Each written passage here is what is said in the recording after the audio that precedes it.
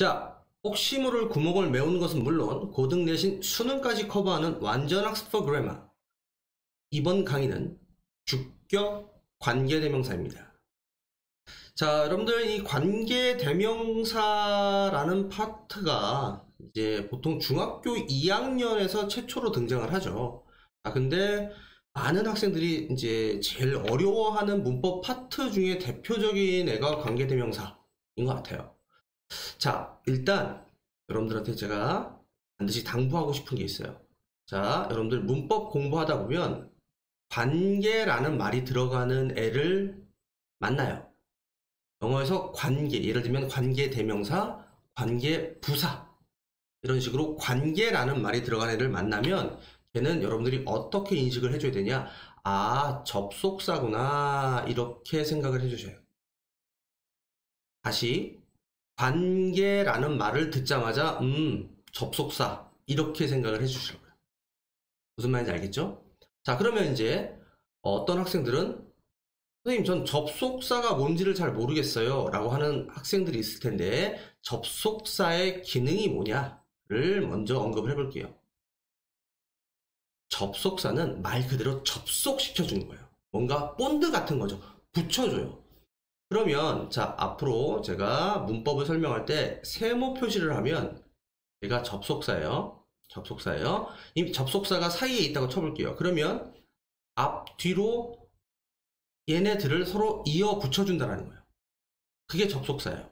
자, 근데 중요한 건 뭘 이어 붙여주는지를 알아야 돼요. 뭘 이어 붙여주는지. 그게 바로 뭐냐면 절과 절을 이어 붙여준다. 선생님, 저는 절이 뭔지 모르겠어요. 자, 우리가 영어에서, 자, 어떤 언어에서 영어뿐만 아니라 의미를 가지는 덩어리가 있어요. 자, 뜻이 있는 가장 작은 덩어리가 단어고, 그 다음 구, 그 다음 절이라는 게 있고, 이런 것들이 모여서 우리가 최종적으로 완성해서 쓰게 되는 문장이 되는 건데,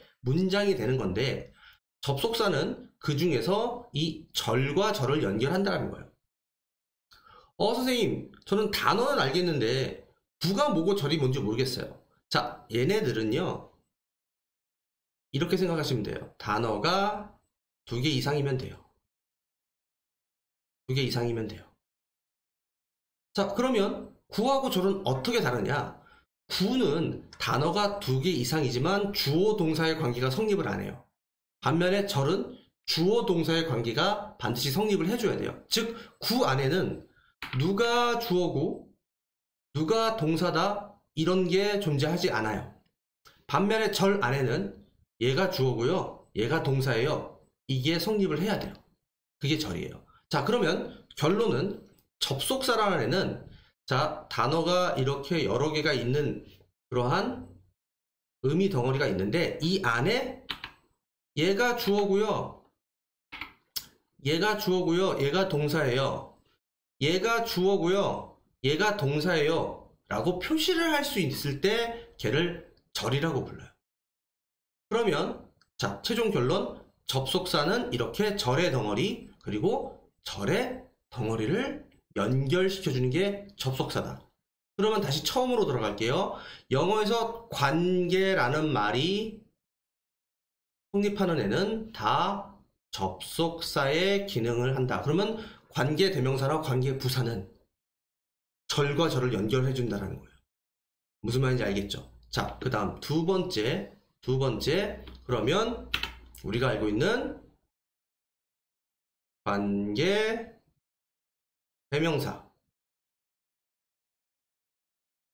수학 공식으로 한번 써볼게요. 제가 방금 전에 말씀드렸지만 관계라는 말이 들어가면 걔는 접속사다.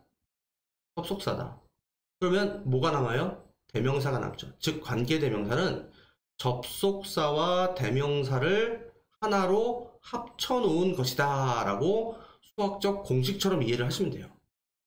그러면 말 안 해도 여러분들이 예측이 되죠? 관계부사라는 말 들어보신 적 있을 거예요. 그러면 그대로 수학 공식을 써보면 당연히 관계라는 말은 접속사라고 가르쳐 드렸잖아요. 그러면 관계부사는 접속사와 뭐를 합쳐놓은 거다? 부사를 합쳐놓은 게 관계 부사다 라고 알고 계시면 돼요. 자, 그러면 이제 구체적으로 얘네가 왜 필요하고 어떤 기능을 하는지, 그리고 어떻게 만들어 써야 되는지를 옆에 있는 내용을 보면서 한번 같이 공부를 해보겠습니다. 자, 주격 관계대명사.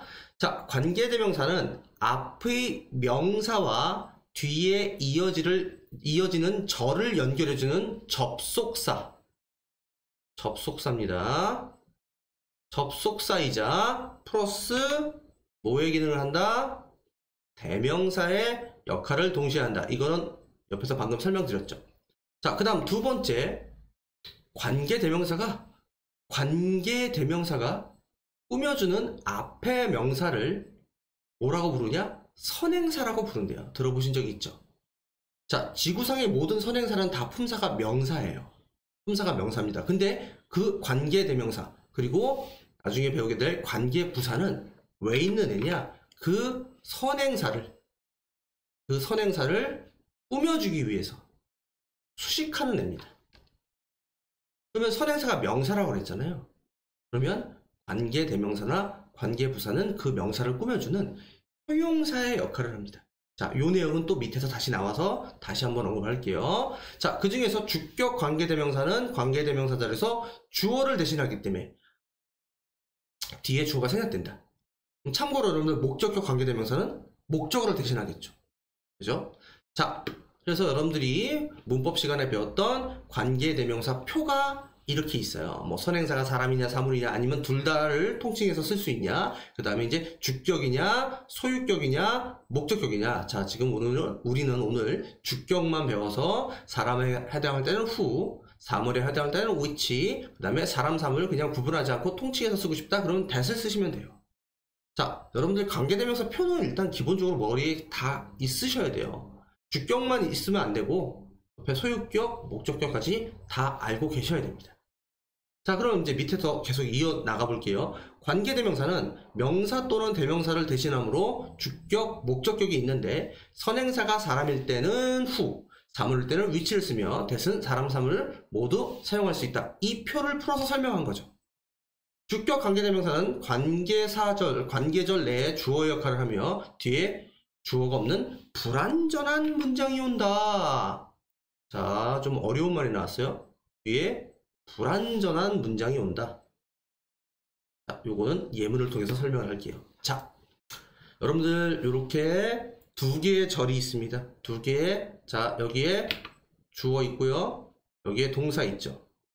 여기에도 주어가 있고 여기에도 동사가 있죠. 그러면 주어 동사가 두 개니까 이 두 개를 합치려면 반드시 접속사가 필요해요. 자, 근데 이 문장의 특징은 뭐냐? 앞문장의 얘와 뒷문장의 he가, the man과 he가 같은 사람이라는 공통 분모가 형성이 됩니다. 자, 우리가 관계사를 활용해서 어떤 문장을 합칠 때는 반드시 이렇게 공통 분모가 있어야지만 합칠 수가 있어요.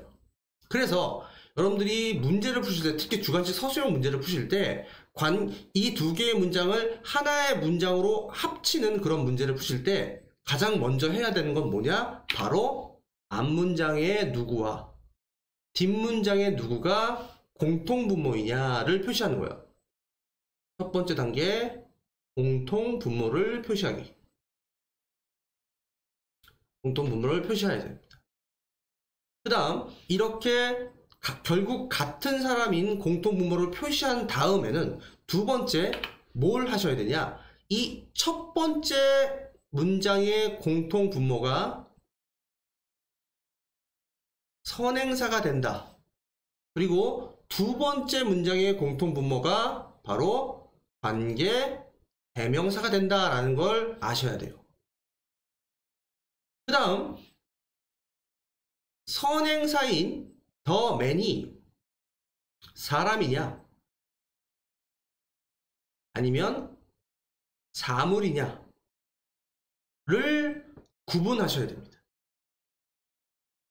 그 다음 관계대명사에 쓰인 관계대명사로 바뀌게 되는 이 he가 문장에서 주어 자리에 있느냐 아니면 목적어 자리에 있느냐, 아니면 소유격 자리에 있느냐를 구분하셔야 돼요. 구분하셔야 돼요. 그래서 두 번째 단계는 지금 방금 한 예를 하시는 거예요. 자, 선행사가 사람이냐 사물이냐. 자, 관계 대명사로 바뀔 두 번째 공통분모가 주어 자리에 있냐 목적어 자리에 있냐 소유격 자리에 있느냐. 이거를 결정하셔야 됩니다. 이거를 결정하셔야 돼요. 됐나요? 반드시 이 1, 2단계를 걸치셔야 돼요. 그래야지 실수라는 걸 안 합니다. 실수라는 걸. 자, 그 다음에 이제 마지막으로 문장을 만드는데 어떻게 만드느냐. 일단 선행사만 똑같이 쓰는 거예요. 선행사가 나올 때까지 똑같이 쓰는 거예요. 자, 근데 공교롭게도 이 첫 문장에서 선행사가 맨 앞에 있었죠. 그러면 선행사까지만 쓰는 거예요. 선행사까지만. 자, 다시 한번 얘기합니다. 선행사가 나올 때까지 똑같이 쓴다. 그래서 더 맨까지만 썼어요. 자, 그리고 나서 그 뒤에는 두 번째 공통분모였던 얘가 관계대명사로 바뀌고 그 뒤로 두 번째 문장의 나머지 부분을 써주시면 돼요. 자, 여러분들 지금 이거 교재 오타가 났어요. 여러분들 이거 교재 오타를 좀 바꿔주세요. 자, 일단 이거를 고치고 나서 설명을 할게요. 자, 여기에 뭐라고 써야 되냐? Who 혹은 that is very friendly. 그 다음 여기 있는 이 부분 lives next door 로 바꿔 써주셔야 됩니다. 지금 얘는 틀렸어요. 오타 난 겁니다. 틀렸어요. 자, 그러면 다시 설명을 이어가 볼게요. 자, 일단 선행사가 나올 때까지만 똑같이 쓰고 멈추라고 그랬어요. 그래서 더 맨까지 썼어요. 그 다음 두 번째 문장의 공통분모인 he를 관계 대명사로 바꿉니다. 자, 이때 우리는 선택이라는 걸 해야 돼요. 사람인지 사물인지, 선행사가 사람인지 사물인지, 그 다음에 관계대명사의 자리인 이 he가 주어인지 목적어인지 소유격인지. 자, 사람이죠? 그죠? 그러면은 그 다음 he는 주어죠? 그래서 우리가 머릿속에 있는 관계대명사표, 사람이면서 주어 자리네. 그러니까 who를 써도 되는구나. 사람도 되고 사물도 되는, 근데 또 주어 자리에 쓸 수 있는 that을 써도 되는구나. 이렇게 판단을 해서 관계대명사를 결정을 하는 거예요. 이렇게 관계대명사를 머릿속에 있는 표를 활용해서 관대를 결정을 해주는 겁니다. 그런 다음에 he를 관계대명사, 내가 선택한 관계대명사인 who, that으로 바꿔 써주고, 그 다음 he 뒤에 있었던 문장을 그대로 끌고 옵니다. is very friendly. 됐어요? 자, 그러면 여기에서 여기까지 이렇게 끊어져요.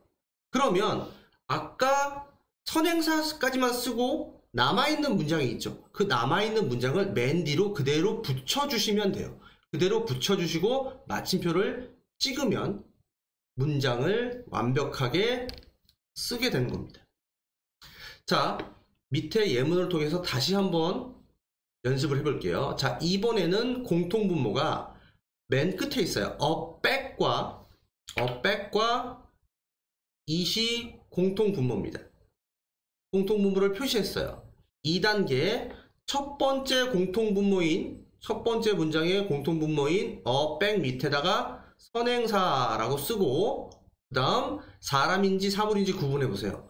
너 사물이구나 라고 결정이라는 걸 했죠. 그 다음 두 번째 공통분모인 it은 뭐가 된다 라고 써놓고 관계대명사가 될 거야 라고 써놓고, 자, it이 이 문장에서 주어 자리죠. 너 주어를 하는구나 해서 이 상태에서 머릿속에 있는 관계대명사 표를 활용해서 결정을 하는 거죠. 너는 사물이면서 주격이니까 which, 그 다음 that도 가능해 라고 일단 관계대명사를 결정했어요. 그죠? 그 다음 마지막 3단계 정리를 해보면 선행사까지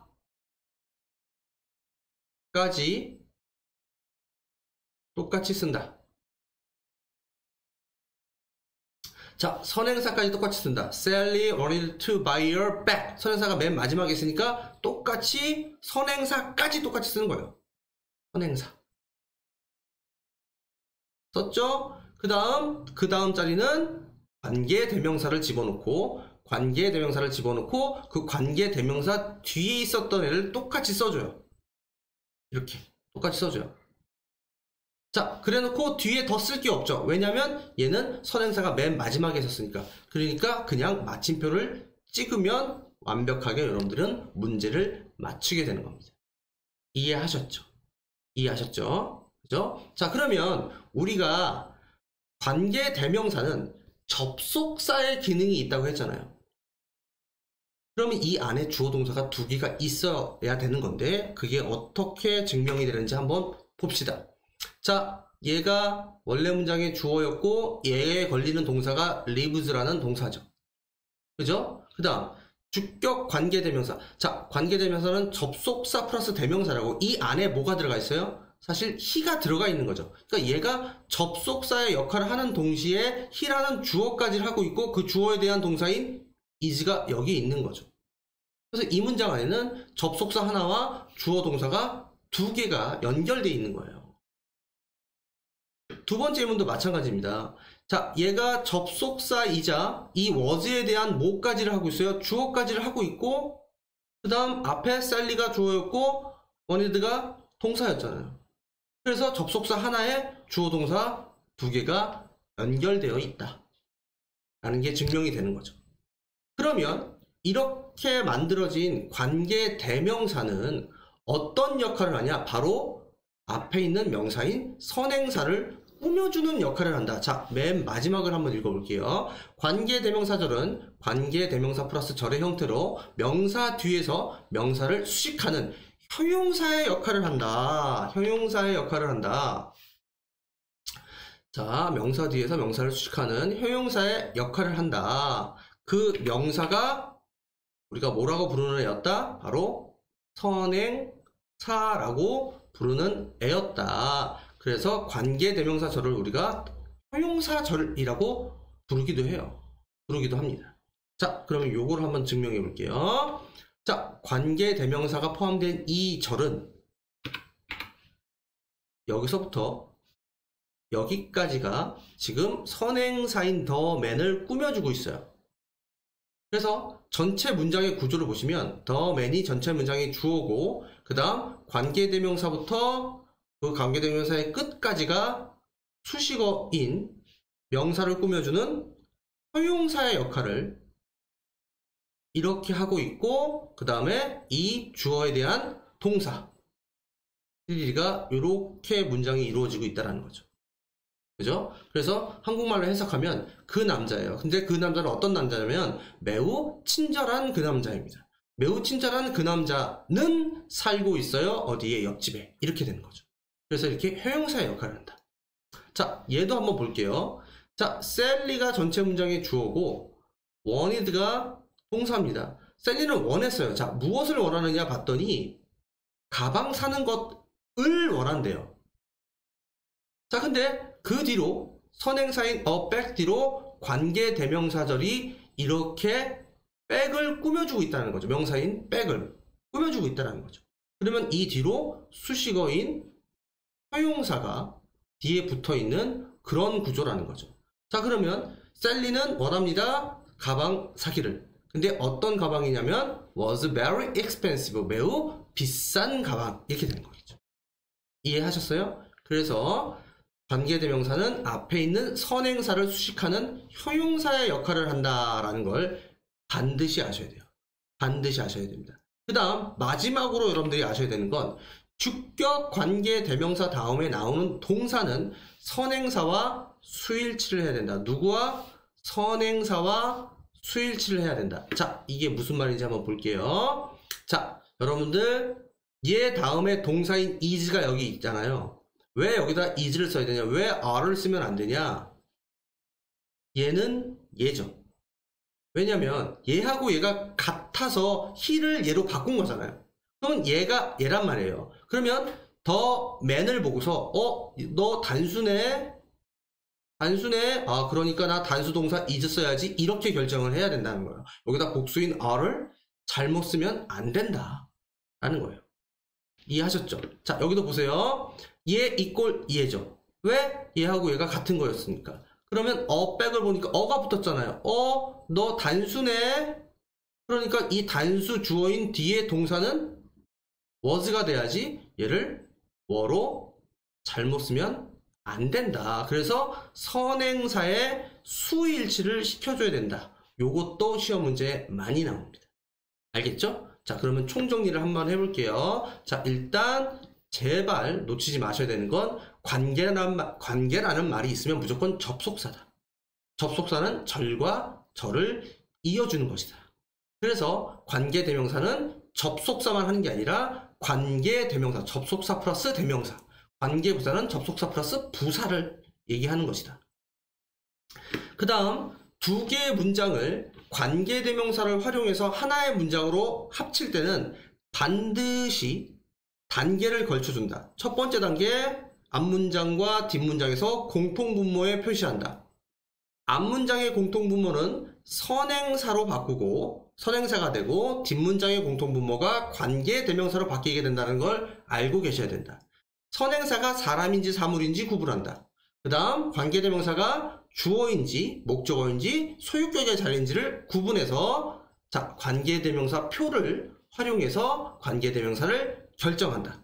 그 다음 마지막 문장을 쓸 때 일단 선행사까지 똑같이 쓴다. 그 다음 그 밑으로는 여기 쓰다 말았네요. 자, 관계대명사 절을 그대로 쓴다.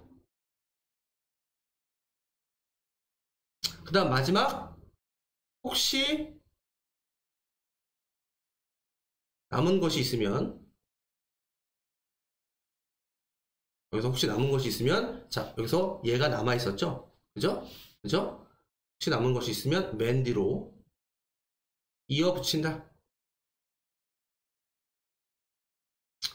자, 요 세 개를 차근차근 단계를 밟아주시고 했을 때 우리가 시험에 실수라는 걸 하지 않습니다. 제발 시험 끝나고 와서 선생님 실수했어요 이렇게 말하지 마시고 반드시 차례차례 단계를 밟아서 시험장에서 문제를 푸실 때는 반드시 이 단계를 밟아서 문제를 풀어주십시오. 알겠죠? 자, 그 다음 이렇게 해서 만들어진 관계대명사로 하나의 문장이 된 이 관계대명사 절이 문장 내에서 뭐의 역할을 하냐? 앞에 있는 선행사를 꾸며주는 형용사의 역할을 한다. 형용사의 역할을 한다. 형용사의 역할을 한다. 형용사의 역할을 한다. 알겠죠? 자, 그 다음 주격 관계대명사 뒤에는 당연히 동사가 와야 되는데, 그 동사를 단수 동사를 쓸지 복수 동사를 쓸지에 결정을 하는 수일치는 반드시 앞에 있는 선행사를 보고 결정한다. The man is, a bag was, 이런 식으로. 됐나요? 자, 주격 관계대명사는 여기까지 하겠습니다. 자, 혹시 모를 구멍을 메워주는 것은 물론 고등 내신 수능까지 커버하는 완전 학습 그래마. 이번 강의는 빈도부사입니다. 자, 뭐 빈도부사는 여러분들 제가 뭐 따로 이렇게 크게 설명할 게 없는 조금 이지한 문법이죠. 일단 이제 부사죠. 부사니까, 자, 빈도부사는 일단 여러분들이 빈도부사라는 말, 이게 빈도가 횟수라는 건 알잖아요. 그래서 횟수를 나타내는 부사입니다. 자, 이 빈도부사는 거의 대부분 이제 원래 부사처럼 동사를 많이 꾸며줘요. 동사를 꾸며주죠. 다음 가끔씩 문장 전체를 꾸며주기도 합니다. 하지만 주로 동사를 꾸며주는 기능을 한다.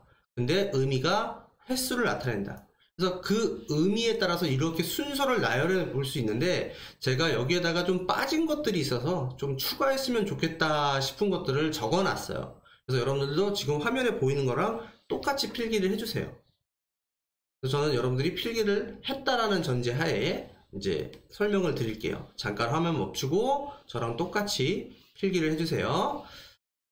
자, always부터 갈게요. 자, 간단합니다. 이쪽은 횟수가 100%야. 그러면 맨 끝에 있는 never는 당연히 횟수가 한 번도 없는 빵프로죠. 그죠? 그래서 그 횟수의 정도에 따라서 100%이네, 빵프로이네 한번 쭉 가볼게요. always, 항상, 언제나 그렇다는 거죠. 자, usually, 보통, 통상적으로 해서 밑에 나와 있지만 일반적으로 하는 행위에 대해서 보통 usually라는 걸 쓴다. 그 다음 usually와 often 사이, often 자주 종종 사이에 normally, frequently 정도를 추가해 주세요. 얘가 한 요 정도의 느낌이다 라고 생각하시면 돼요. normally 우리가 알고 있는 뭐 일반적으로, 뭐 frequently 자주, 빈번히 요런 느낌이죠. 그 다음에 sometimes 때때로. 자, 우리가 때때로라는 표현을 sometimes만 알고 계시는데 occasionally 역시 때때로라는 같은 표현이에요. 알겠죠? 그 다음에 이제 거의 하지 않는 이라는 표현으로 여러분들이 seldom, rarely 많이 알고 계신데 barely, scarcely까지 이번 기회에 싹 다 챙겨주세요. 싹 다 챙겨주세요. 자, 거의 못 맞는 seldom, rarely, barely, scarcely까지. 알겠죠? 그래서 일단 얘네가 빈도부사야 라고 뜻을 당연히 구별해서 외워주시고, 그 다음에 중요한 건 시험에 나온 건 이 빈도부사를 문장 속에서 어디에 쓸 거냐, 어디에 쓸 거냐라는 빈도부사의 위치를 물어보는 문제가 시험에 출제가 됩니다. 그래서 자, 요거를 여러분들이 간단하게 이미 뭐 학교에서 배워서 아실 거고 학원에서 배워서 많이 아실 텐데 이렇게 많이 알고 있죠. 비동사 뒤. 자, 조동사나 비동사 뒤. 그 다음 일반 동사 앞. 이렇게 알고 계시죠? 맞습니다. 이것을 적용해서 위치를 결정해 주시면 돼요. 자, 지금 여기에도 일반 동사가 쓰인 문장인 경우 일반 동사 앞에 쓴다. 그 다음 비동사가 쓰인 경우 비동사 뒤에 쓴다. 그 다음 이렇게 조동사가 온 경우 조동사 뒤 일반 동사 앞, 조동사 뒤 일반 동사 앞, 조동사 뒤 일반 동사 앞, 이렇게 써주시면 돼요. 그래서 조비 뒤 일반 앞 이렇게 생각하시면 됩니다. 알겠죠? 자, 한번 예문을 보면 He usually cleans his room in the morning 이랬어요. 그는 통상적으로 그의 방을 아침에 청소한다. 그래서 횟수를 나타내는 usually가 일반 동사 앞에 있습니다. 다음, Jack often rides his bike. 자, 잭은 종종, 자주 자신의 자전거를 탄다. 자기 자전거를 탄다. 그래서 often이라는 빈도 부사가 뒤에 있는 일반 동사인 ride를 꾸며주고 있죠. 자, 그 다음 비동사 쓰임 예문 봐볼까요? She's always tired. 그녀는 항상 피곤해. 그래서 always가 비동사인 is 뒤에 포진되어 있죠. 그 다음 문장 They never at home during the day. 자, 그들은 결코 집에 있지 않아요. during the day 하면 during a day가 아니라 the day죠. during the day. 뭐예요? 낮 동안이라는 표현이죠. 낮 동안. 낮에는 집에 있지 않아요. 역시 비동사 뒤에 빈도부사인 never가 포진되어 있죠. 알겠죠? 자, 그 다음. 자, 요거는 한번 여러분들이 읽어보시면 될 것 같고요. 그 다음에 빈도부사는 강조를 위해서 문장의 맨 앞. 이걸 이제 두 글자로 쓰면 문두 또는 뒤, 문 위에 쓰기도 한다. 그래서 I got good grades. 난 좋은 성적을 얻었어요. in English. 그래서 그 다음에 맨 끝에 컴마 찍고 sometimes 이렇게 빈도부사를 문 미에 쓸 수도 있고 이렇게 문 두에 sometimes I study for hours. 나는 몇 시간 동안 때때로 공부를 해. 그래서 문 두에 쓰기도 하는데 그 이유는 강조를 하기 위해서 그렇게 쓰는데 사실 자주 보기는 힘들죠. 그죠? 가끔가다 한 번씩 보는 거니까 아, 이런 게 있나 보다 정도로 생각을 해주시면 됩니다. 자, 빈도부사는 여기까지 하겠습니다.